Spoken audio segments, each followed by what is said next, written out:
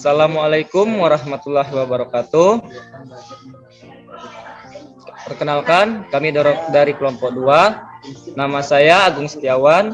Saya di sini sebagai moderator dan ada rekan saya yaitu yang bernama Dian Pratiwisaragi dan juga rekan saya yang satu lagi Suryati Ningsi.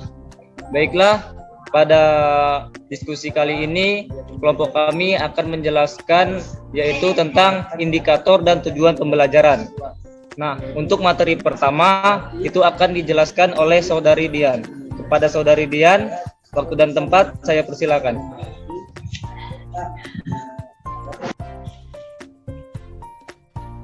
Baiklah, di sini saya akan menjelaskan apa pengertian dari indikator. Menurut Mulyasa, indikator adalah perilaku yang dapat diukur dan dapat diobservasi untuk menunjukkan ketercapaian kompetensi dasar tertentu yang menjadi acuan penilaian mata pelajaran. Dalam indikator terdapat beberapa ciri-ciri indikator, yaitu yang pertama, konsisten dengan standar kompetensi mata pelajaran. Yang kedua, dinyatakan dengan jelas. Yang ketiga, dapat diukur dengan jelas. Yang keempat, realistis dan dapat dilakukan. Yang kelima, sesuai dengan tingkat berpikir peserta didik. Dan yang terakhir, dapat dicapai dalam kurun waktu yang tersedia. Selanjutnya, slide.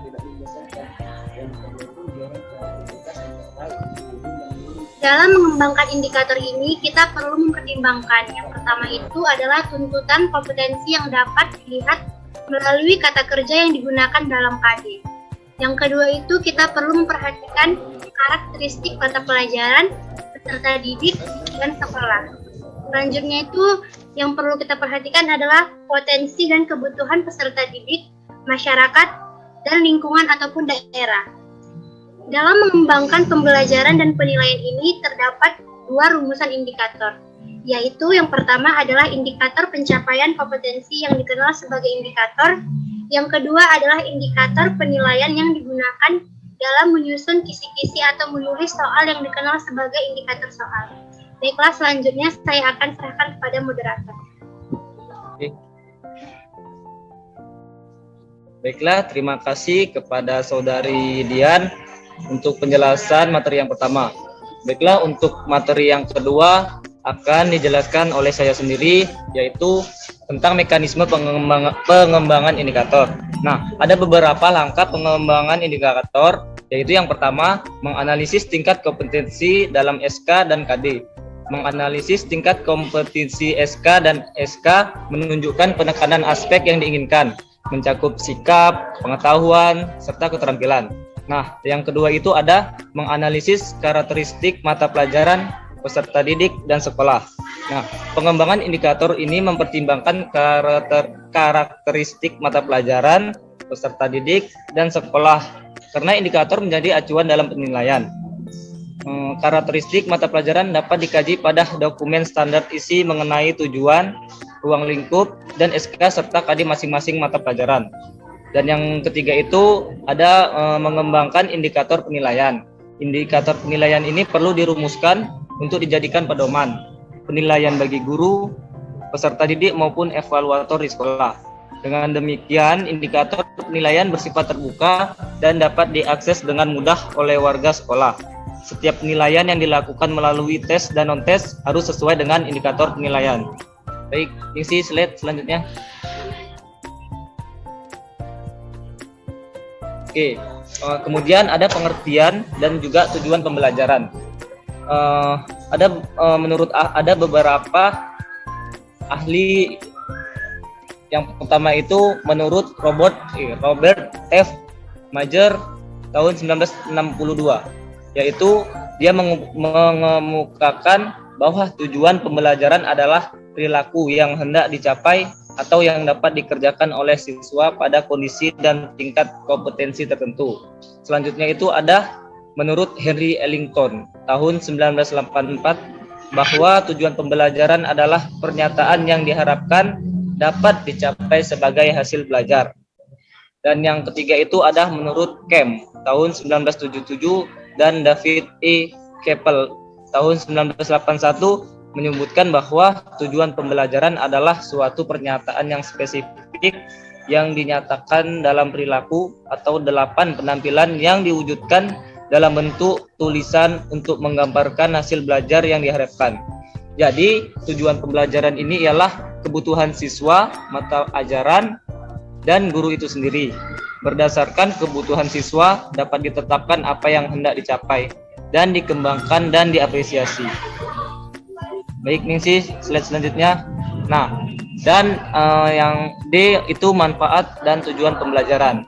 Menurut Nana Syaudi Sukmadinati tahun 2002 mengidentifikasi 4 manfaat dari tujuan pembelajaran. Nah, yang pertama itu memudahkan dalam mengkomunikasikan kegiatan belajar mengajar kepada siswa, sehingga siswa itu dapat melakukan perbuatan belajar secara lebih mandiri. Nah, yang kedua itu memudahkan guru untuk memilih dan menyusun bahan ajar. Yang ketiga, membantu memudahkan guru menentukan kegiatan belajar dan media pembelajaran. Dan yang terakhir itu memudahkan guru mengadakan penilaian. Dan baik, mungkin itu saja materi yang dapat saya sampaikan, dan untuk materi selanjutnya akan dijelaskan oleh Saudari Ningsi. Kepada Saudari Ningsi, waktu dan tempat saya persilakan. Baik, yang E yaitu merumuskan tujuan pembelajaran.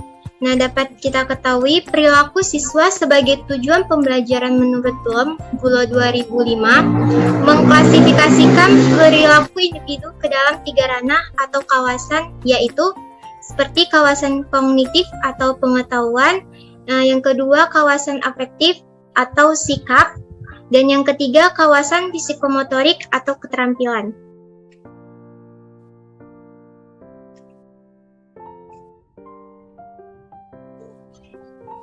Nah, jadi kesimpulannya yaitu indikator adalah perilaku yang dapat diukur atau diobservasi untuk menunjukkan ketercapaian kompetensi dasar tertentu yang menjadi acuan penilaian mata pelajaran. Kemudian, tujuan pembelajaran yaitu kebutuhan siswa, mata ajaran, dan guru itu sendiri. Berdasarkan kebutuhan siswa, dapat ditetapkan apa yang hendak dicapai dan dikembangkan dan diapresiasi. Kemudian, dalam menyusun tujuan pembelajaran dapat menggunakan format ABCD, sehingga pendidik dapat lebih mudah mengingat dan mudah untuk mengaplikasikannya. Format ABCD ini adalah yang A yaitu audience, yang B behavior, yang C condition, dan yang D degrade. Baik, sekian materi yang dapat saya sampaikan. Saya kembalikan kepada moderator. Baik, terima kasih kepada Saudari Ningsi. Oke, jadi itulah tadi hasil diskusi dari kelompok kami. Oke, baiklah. Itulah tadi hasil dari diskusi kelompok kami, yaitu mengenai indikator dan tujuan pembelajaran. Apabila ada kesalahan ataupun salah kata, kami mohon maaf. Wabillahi taufiq walhidayah. Wassalamualaikum warahmatullahi wabarakatuh.